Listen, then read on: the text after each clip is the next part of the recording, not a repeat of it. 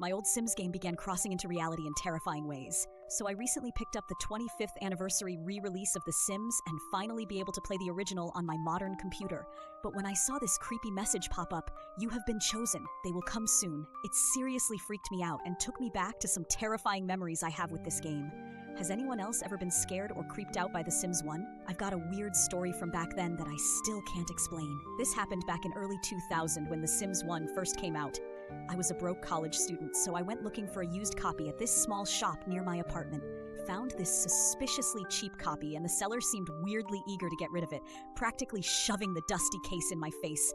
I noticed these huge handprints all over the case and wiped them off with my sleeve before buying. Should have been my first red flag when the guy looked so relieved to get rid of it.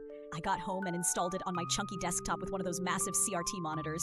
Everything seemed normal at first. I was playing with the usual pre-made families like the Goths. Then I noticed this household called the Graves family. There was just one guy living there, Malcolm Graves. No job, but he had this weirdly detailed apartment. Back then, without much internet access or YouTube Let's Plays to check against, I just assumed it was some pre-made household that came with the game. Found out later from friends that there was never a pre-made Graves family, but at the time I convinced myself it must have been some special version or whatever. That's when the strange things started happening. The large fingerprints I'd wiped off the game case, they reappeared.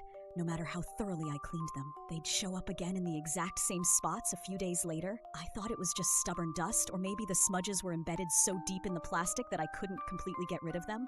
The really unsettling part was Malcolm's behavior. Other Sims would act normal, yelling at the screen when they're hungry, throwing tantrums when they needed social interaction, that kind of thing. I'd been keeping all of Malcolm's needs almost green, but he'd just stand up from whatever he was doing, slowly turn to face the screen, and stare. Not at the camera like Sims sometimes do, at me. No expression, no movement, no reason, just staring. His needs were all fine, so I figured it was just a glitch. But the weird thing was, it only happened with the Grave household. You know how The Sims 1 already had this creepy vibe to it, right? Those prank calls, that high-pitched sound when a raccoon shows up?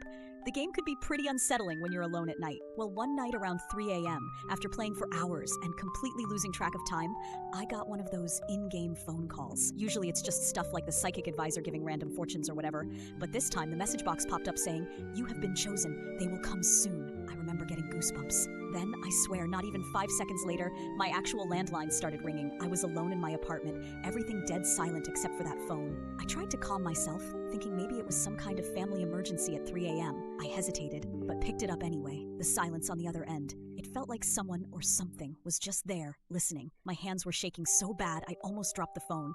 When I finally snapped out of it, I slammed that phone down so fast. After that night, I started unplugging my phone whenever I played. Wasn't taking any chances, but things only got worse. I started finding these big, dusty handprints on my keyboard, mouse, and even my CRT monitor. They definitely weren't mine. They were way too big. At first, I tried to tell myself maybe they were my own prints, just smudged in a way that made them look bigger. Maybe I hadn't cleaned them as well as I thought, so I wiped them away. But a few days later, they came back. Same spots, same size, even though I hadn't touched those places since. That's when I started hearing it. Late at night, when everything else was quiet, I'd be lying in bed, half asleep, and then I'd hear it.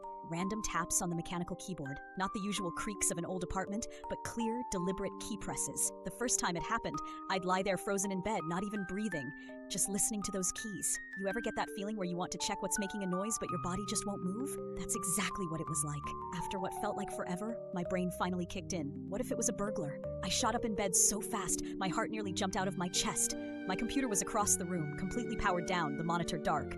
But the sound was so distinct, like someone was sitting there tapping away at random keys. I had to check.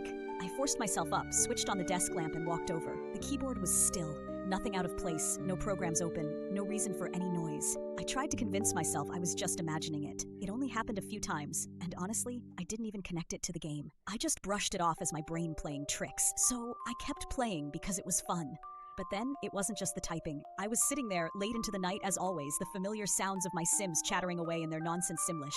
But something was off. Every time Malcolm interacted with another Sim, I started hearing something strange. At first, I thought it was just the usual garbled gibberish, but then I swear I heard him say, "Behind," followed by something like, "Watching." My heart skipped, and I leaned in closer to the screen, trying to catch the sound through those dual old-school computer speakers. But as soon as I did, the words turned back into the usual Simlish nonsense. I tried convincing myself it was just a glitch or corrupted audio, but what really got to me was that the voice didn't seem to come from the speakers at all. It felt like it was coming from right behind me. I kept telling myself I was being stupid, but for days after that, I couldn't help checking over my shoulder every few minutes, even in broad daylight. That feeling of being watched just wouldn't go away.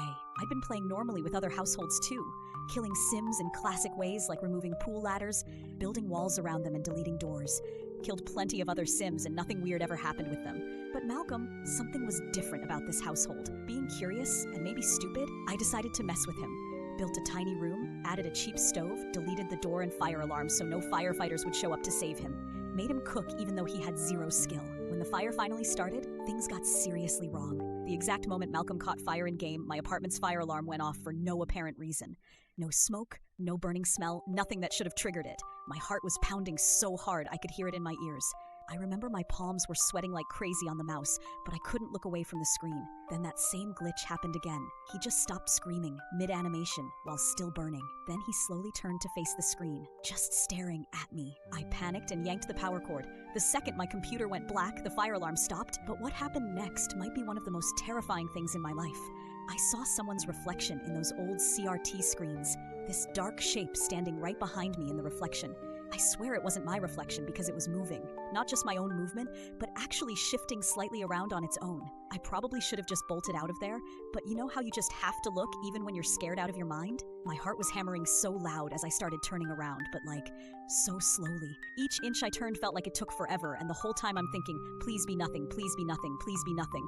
And then, nothing. Just my empty room. Same old posters on the wall, same mess of blankets on my unmade bed. When I looked back at the screen, it was just my own reflection staring back at me, looking absolutely terrified. After that night, I couldn't even look at my computer without my heart racing.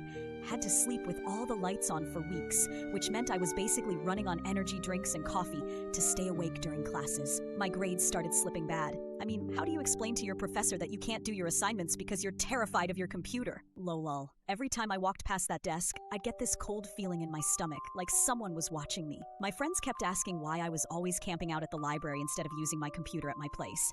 Had to make up all these dumb excuses about my internet being out or my computer having viruses or whatever. The next few months were rough. Did most of my work at the library computers, but those restricted hours were killing me. But you know, when nothing scary happens for a while, you start feeling kind of stupid about the whole thing. Plus, I had this huge project coming up, and the library closing at 10 p.m. wasn't gonna work with these deadlines. So one afternoon, and I specifically picked the middle of the day, I finally forced myself to sit at my desk. My hands were so sweaty just moving the mouse, and when I saw that Sims icon, man, my throat got all tight. But I had to prove to myself I wasn't crazy. Took me like 20 minutes just to work up the courage to click on it to open the game again, and the whole time I kept looking over my shoulder, half expecting to see something. The game loaded, and there it was, Malcolm's house, saved, even though I had forcefully shut down the computer before. I couldn't believe it. The message box popped up after Malcolm died, just like it always does when any Sim dies, but it was different this time. Rest in peace. Deepest sympathy. Malcolm has just died. Though the body is gone, the spirit will always remain, watching. That was it. The second I saw that, I forced another hard shutdown on the computer, not even caring if my college files were corrupted. I just couldn't deal with it anymore. I ended up formatting my computer clean. Thank God my college project was saved on a thumb drive and wasn't messed up by whatever was going on with that Sims game. After wiping the computer, all that weird stuff, the handprints, the typing sounds, it all just stopped. Everything went back to normal. Maybe it was just some virus, something a hacker injected into my copy of The Sims. But that still doesn't explain the weird things that happened outside the computer. I've been playing the digital re-release of The Sims 1 for a few days now. No weird glitches, no weird messages, beyond the usual creepy prank calls the game is known for, so far. Anyway, honestly, writing this out now is bringing back that same feeling of being watched. Never found out what happened to that copy of The Sims. Left it in that apartment when I moved out a few months later. Probably should have burned it or something, but I didn't want to touch it again.